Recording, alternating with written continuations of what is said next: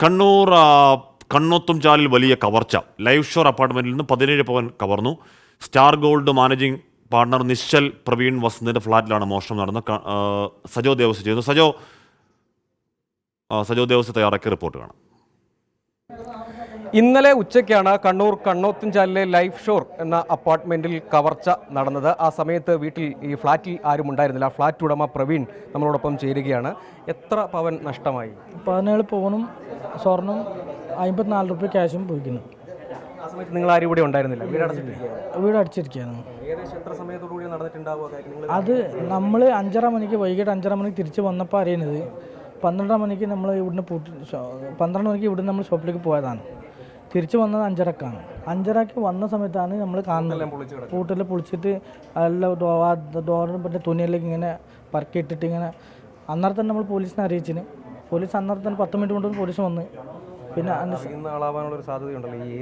അറിയുന്ന ആള് അങ്ങനെ എനിക്ക് ഡൗട്ട് ആരോട് നമ്മൾ അങ്ങനെ ഒന്നുമില്ല. പക്ഷേ ഈ കള്ളന്മാർ ഇപ്പോൾ പേരിട്ടുണ്ട്. 2 വീടാ മോശം വീട്ടിലും കയറിയിട്ടുണ്ട്.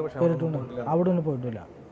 അതാണ് പ്രവീൺ എന്ന ഈ ഫ്ലാറ്റ് ഇവിടെ വാടകയ്ക്ക് താമസിക്കുന്ന ആളാണ്. പ്രവീണാണ് നമ്മളോടൊപ്പം ചേർന്നത്. അദ്ദേഹം സ്റ്റാർ ഗോൾഡ് എന്ന് പറയുന്ന ഒരു ജ്വല്ലറി നടത്തുന്നത്. ഏതാണ്ട് പട്ടാപ്പകലാണ് ഈ കവർച്ച നടന്നിരിക്കുന്നതെന്നാണ് അങ്ങേയറ്റം ഞെട്ടിപ്പിക്കുന്ന ഒരു കാര്യം. അതിനുശേഷം ഇവിടെ എത്തി ഈ അലമാര, ഈ ഷെൽഫ് പൊളിച്ചു. അതിനുശേഷം ഇവിടെയുള്ള വസ്ത്രങ്ങളൊക്കെ വാരി വലിച്ച് നിലത്തിട്ടിട്ടുണ്ട്.